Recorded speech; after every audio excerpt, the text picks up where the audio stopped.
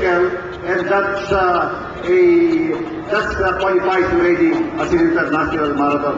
Ako mismo, akala ko nung araw, fit na fit ako, until one day as mayor, pinadala sa akin yung torch ng ASEAN Game yata yan, dinala ron sa Welcome Rotonda, buhat-buhat ko yan, nag-jog ako for about 3 blocks, hingal na ako.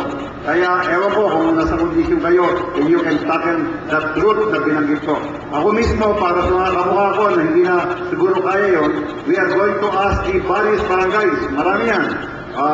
Barangay, una-una, Matandang Palara, Commonwealth.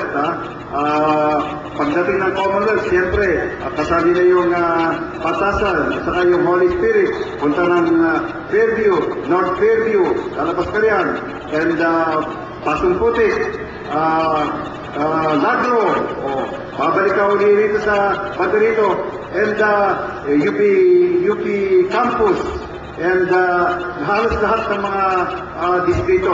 Siguro para maisabi yung District 1, lumakad din ang konti sa Visayas Avenue at dumating sa Pasla. Anyway, we want to involve everybody here, and I'm sure that we will lead the efforts of the youth to do this. Pero marami pa tayong ibang project for the year. At ako, tinitin ko lang yung inyong ginagawa, no? Dahil kailangan meron ding youth participation. Alam niyo, almost 40% of people in Quezon City are below 24 years old. Sa mga kabataan, maybe more than 40%, baka as much as 50 or 60. Kaya nga, this Quezon City is a city of young people. Young people, kaya I'm very happy to see na ang young people in Quezon City are slowly getting active in activities here. Alam niyo,